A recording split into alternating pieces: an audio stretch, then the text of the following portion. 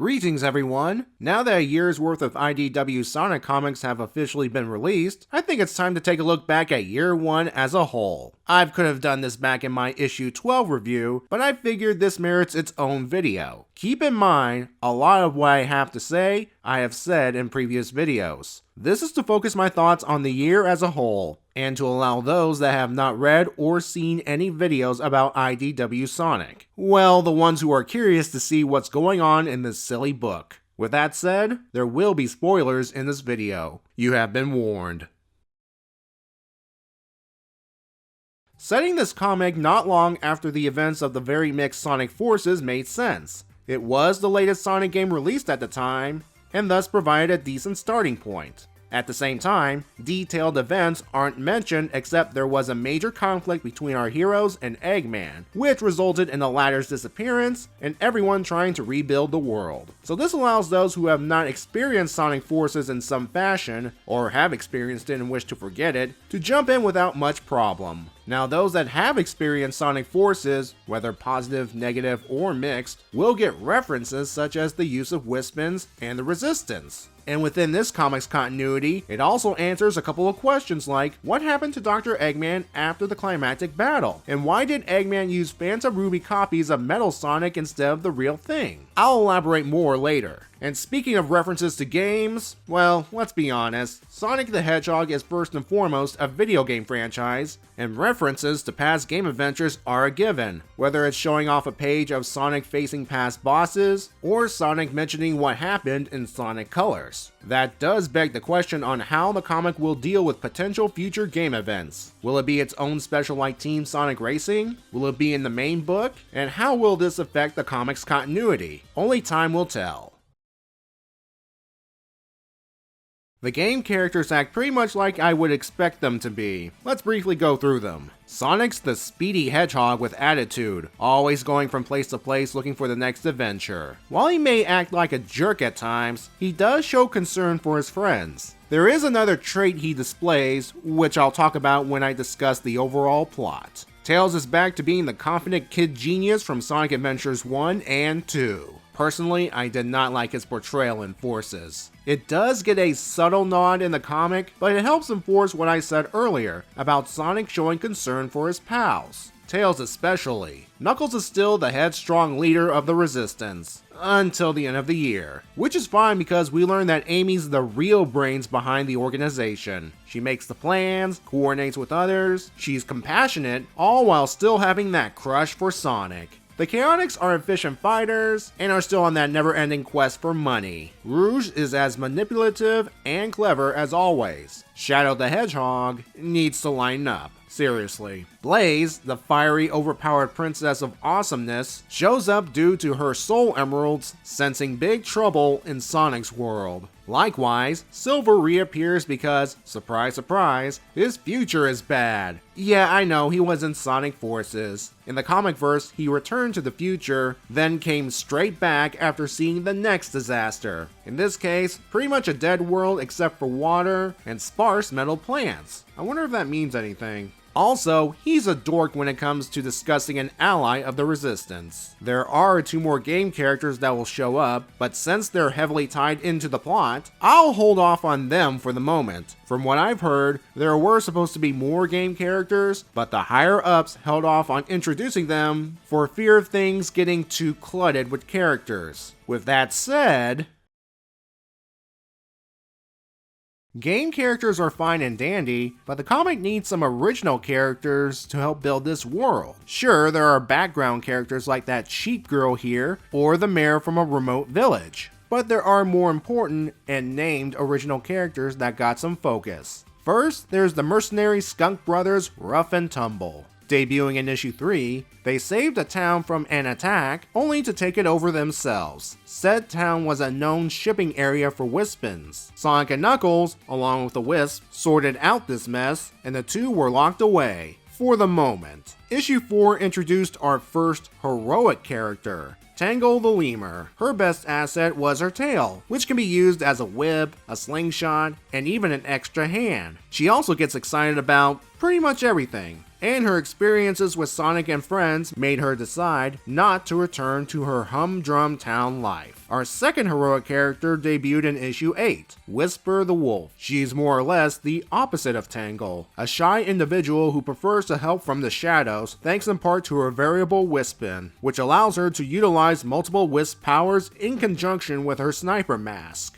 By the way, she's the aforementioned ally that Silver's a fan of. She starts coming out of her shell a little thanks to Sonic understanding her behavior. But there's still a mystery to her, like why is she willing to smash Eggman computers on sight, or the look she gave Shadow here. I suppose in the case of the latter, it's probably due to her encountering Phantom Ruby duplicates of the Hedgehog. Maybe. Our final new comic character was introduced in issue 11, the mysterious and kinda creepy Dr. Starline. A self-proclaimed admirer of Dr. Eggman, he recruited Rough and Tumble by freeing them from their imprisonment. How? On his left hand, he has the Warp Topaz, a gem that, in his own words, can warp space to create gateways to other places, provided it has a power source. I cannot say his role in things unless I bring up the overall plot summary. So let's get to it. For about 6 issues, Sonic and his friends have been investigating a mystery. Why are the Badniks organized enough to be a threat again, and who's responsible? No one's seen Eggman since that Death Egg robot fight. Not that one. There we are. Thanks to the Chaotix, with a little tip from Rouge, they located Eggman in a remote village, only to find he's lost his memory thanks to Phantom Ruby shenanigans. After a brief bout with Shadow, Sonic decided to let Dr. Eggman, or rather Mr. Tinker, live out his life in the village. This is the characteristic Sonic has that I mentioned earlier, forgiving past adversaries. In fact, during the fight with Shadow, the two were debating this trait. Sonic's forgiveness trait seems to come out of nowhere, but Sonic does have this trait in the games. One example I can think of is Sonic and the Secret Rings, in which Sonic lets the whole revelation with Shara and Eraser Jin and the whole sacrifice thing be bygones. To be fair, Sonic and Shara bonded on their journey, and Shara took the bullet for Sonic, so it's understandable. Or what about the time Sonic didn't hold a grudge with Merlina after the two fought it out? Her excuse was wanting to make her kingdom last forever, and Sonic countered with the idea that it's better to live life to the fullest while there's still time. And I suppose that's why he doesn't hold grudges against former antagonists. Life's too short for that sort of thing. I just realized, I cited examples from the storybook games. The point is, Sonic's forgiveness trait doesn't come out of nowhere. Back to Mr. Tinker. His joyful existence sadly wasn't meant to be. The franchise needed its main villain back. Dr. Starline sent Rough and Tumble to kidnap Mr. Tinker and brings him to one of Eggman's old bases, where he's given a treatment of neurostimulants and aggressive hypnotherapy, or as I call it, mind screw torture. What makes this worse is, from what I've read somewhere, Mr. Tinker knew about his past as Eggman and did not want to go back to that. The Sega gods, on the other hand, disapprove of this. So while Mr. Tinker was fixing wagons and building kid-friendly rides, who was running the Eggman Empire? We did see glimpses of this mastermind. Even Orbot and Cubot seemed familiar with him. At first it appeared to be another Eggman, but it was a disguise for the true villain, Metal Sonic, back in Neo Metal form. Which would explain why, again, at least in the comic continuity, Eggman used Phantom Ruby duplicates of the original Metal Sonic. Neo Metal Sonic was to be Eggman's ace in the hole for the final battle. Unfortunately, to paraphrase Sonic, he's too slow. He had the Doctor's DNA, and thus his drive and ambition. So he took over the Empire until he located his master. Yeah, Eggman learned his lesson from Sonic Heroes and made sure Metal Sonic remained loyal to him. So what was Neo Metal's big plan in year 1? Conquer Angel Island. He formulated the plan while spying on Sonic and Knuckles in issue 3. Our heroes eventually learned of the invasion and launched a counterattack, involving taking out the 2 Egg Fleet wings attached to the island and confronting Neo Metal Sonic at the Master Emerald Shrine. They succeeded in taking out the wings. Neo Metal Sonic, on the other hand, he had the Master Emerald, and by gum, he's going to use it. Things looked bad for Sonic and Knuckles, the two that went to confront him, until Shadow seemed to save the day, when in reality he made things worse. Neo Metal needed 3 things to ascend into a new form: other than the earlier golden form, the Master Emerald, Sonic's DNA, and Shadow's DNA. Thus, he transformed into a Metal Overlord variant, Master Overlord. Admittedly, I like the sleeker design, but bothered by one obvious weakness. Master Overlord ultimately lost due to him not protecting the Master Emerald area better, allowing Knuckles to rip it out while everyone else distracted him. In the aftermath, Metal Sonic returned to his original self and was heavily damaged. What did our heroes do to him? Placed him in storage? Turned him into scrap? Nope. Sonic had Tails repair the worst damage and decide to let Metal Sonic go. While it also plays into Sonic's forgiveness trait, this was a mistake because Metal Sonic made a beeline to the same egg base Dr. Starline was occupying. After 3 failed attempts to turn Mr. Tinker back into Eggman, the sight of a damaged Metal Sonic was the trigger. The Doctor has been restored, Starline secured his allegiance, Rough and Tumble are given new weapon schematics, and a new plan is on the horizon. Bad timing too, as the heroes parted ways. Knuckles returned to his Master Emerald guardianship, Blaze was going back to her own dimension, and so forth. In their defense, they thought the conflict was over. In actuality, it will soon begin anew.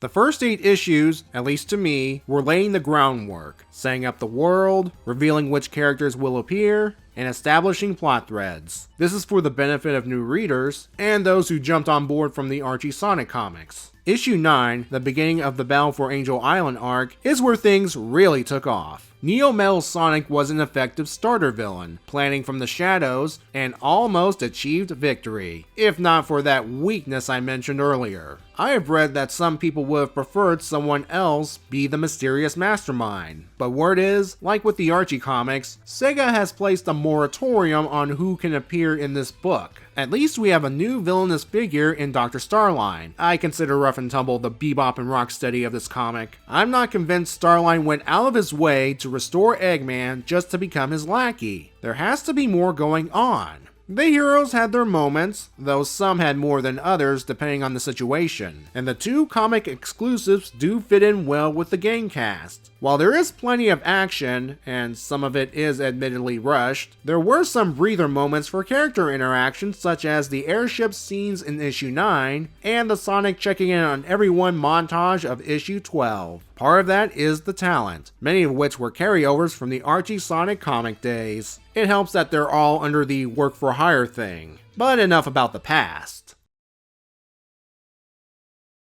As far as I'm aware, IDW Sonic is sticking around for a while. It probably helps that it has strong start. Seriously, the first 4 issues have multiple prints. Then again, all new products have people buying them in droves out of curiosity. And didn't the comic get nominated for some award or something? Anyway, as we begin year 2, we have a new threat from Eggman, a virus that can turn organics into metal. Wait a minute, is that related to the Metal Grass Silversol in the future? Uh-oh. We're also going to see the confrontation between Sonic, Rough and Tumble, and Dr. Starline. And I hope you enjoy Tangle and Whisper because we'll be seeing more of them this year. First in the IDW Sonic Annual coming this March. As an aside, said annual is a way to have some new talent work on the IDW Sonic continuity. For example, writer Caleb Gollner. He actually worked on an IDW Sonic book previously, the Team Sonic Racing adaptation, the one where I made the mistake of calling the Jade Ghost Wisp Green Hover. This will be his first work on the actual continuity, as far as we know. Back over to Tangle and Whisper, not only will they have a story in the annual, there is a mini-series in the works for this summer featuring these 2. A preview will be in a book recapping year 1 coming in April, provided there are no more delays. I only hope these 2 do not become Mary Sues due to overexposure. That's all I know about year 2 as of this video's release. Who knows what direction this series will go, but as long as it's fun and entertaining, I will happily keep going on this journey. Bring on year 2.